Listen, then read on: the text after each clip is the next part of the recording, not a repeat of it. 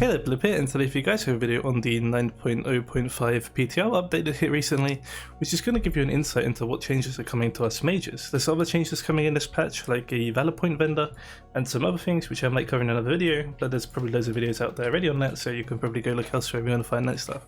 I'm going to be covering the mage specific stuff in this video. So I'm going to go through the changes quickly, and then I'm going to be talking about all of the changes. Okay, so to start with, Deathborn is being buffed to be a 25-second duration up from 20 seconds, and it's getting a 15% spell power increase up from 10%.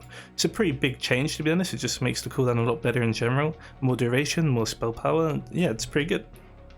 And one last note I would like to make about the Necrolord Covenant as well is that Fleshcraft is being buffed by a fair amount. It's making it so you take 30% less damage while channeling it now, and you also gain a cooldown reduction whenever you walk over an enemy corpse.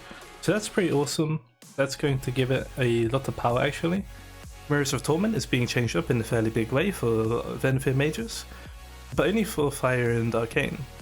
Arcane is getting the biggest change because they're going to be getting clear casting from the mirror procs now, which is a massive deal, especially when you look at this log here, for example. This is one of the top logs on Streakwing. Look at its damage breakdown, it's all arcane missiles, and there's a big thanks to that is their clear casting in their cooldowns.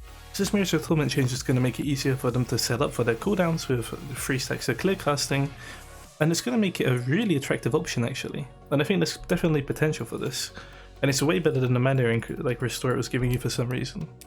Radiant Spark is receiving a buff as well, but it's a very minor buff. It's not really something that's going to change anything.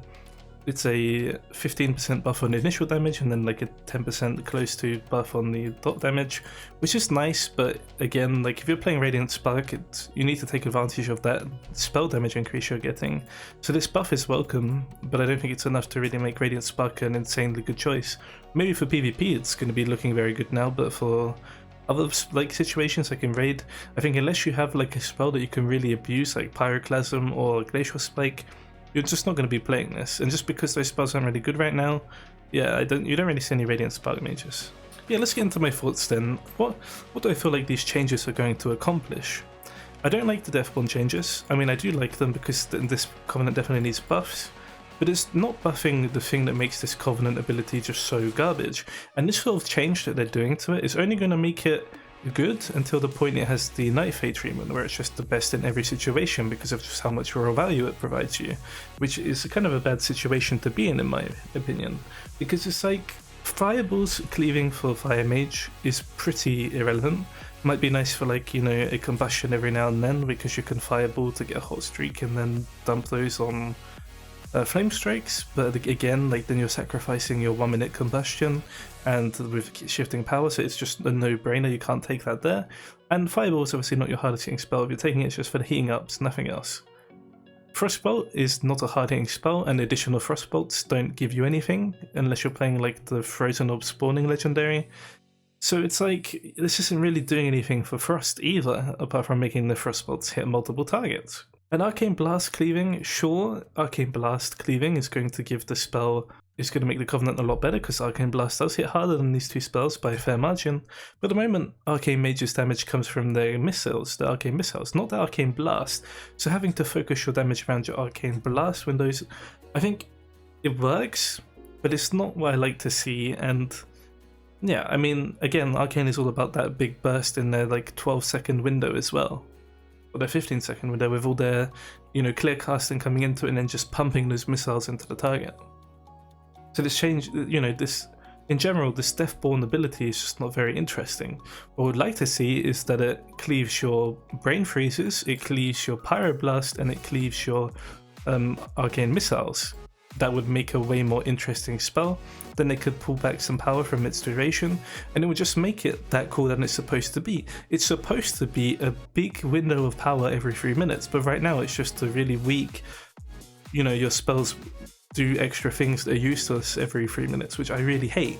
So I'd like them to put more power into the actual active and not just buff the duration, because if they keep on this route, it's just going to turn into the point where you just play Deathborn for everything because you just get so much raw power from this damage increase, and it's not very interesting. One thing that I'm unsure of as well is that Emily, I looked on the Wildhead update and there was no talk about this, but the buff for mages, the Emily buff whenever you use your Deathborn, you're going to get a 13% if you're in a group intellect buff for 30 seconds. That's pretty insane if you combine it with the Deathborn ability, which also lasts for 30 seconds if you can extend it. You combine that with the 15% spell power increase, and yeah, that's insane. Unfortunately, I don't know any Necrolord mages at all that exist in the World of Warcraft, so if you do know one, be sure to ask them, because I would love to know. Does this have the same effect for mages on retail, or is this just a PTR buff that hasn't been documented yet? Because for my Shaman, at least it has a 7.5 second buff, but that's obviously because I also have a shorter cooldown. So it'd be interesting to see those results, so if anyone has information, please let me know. If not, it's just another reason why Necrolord could be a very, very strong choice right now for mages in the future. But only time will tell. We'll have to wait and see what happens. If one of these covenants does become the best, I'll be sure to let you guys know. The Mirrors of Torment buff to clear casting is a big deal. I think this actually gives potential for Arcane Mage to be in a very, very good position, because if we look in game here, you'll see that there's the conduit we have as Arcane Mage, which makes it so that whenever we use a wave of clear casting missiles, each wave is going to reduce the cooldown of Arcane Power by 0.5 seconds. So it's safe to say that's going to give us roughly a 30-second cooldown reduction on our Arcane Power every time, like in a consistent situation in a fight, because each week, you know, we're going to be playing Amplification, which is going to give us more waves of Arcane Missiles, which as a result is going to give us more power from this. And the reason I like it so much is because then it makes, you know, your cooldowns line up with Mirrors of Torment, because Mirrors of Torment is a 1 minute 30 cooldown and Arcane Power is a 2 minute cooldown, which means that you'll be able to get your Mirrors of Torment ready to go, and you'll be able to, you know, build up your clear casting before your burst window in a more meaningful way, and get the spell power damage increase from this Covenant ability as well. So yeah, I definitely think this could be a very interesting move for Arcane. It's not going to change anything for Fire, and obviously it doesn't change anything for Frost. And then as I said earlier, the Radiant Spark buff is nice, but it's not changing anything. It's not... I like Radiant Spark, but it's just, you know, what can they do to this? They can't... This spell has already got a lot of power tapped into it if Pyroclasm and Glacial Spike were to be strong spells. But, you know, that's why they can't really do much with this. All they can do is buff this direct damage, because if they buff this part of the spell, it's going to get a bit insane.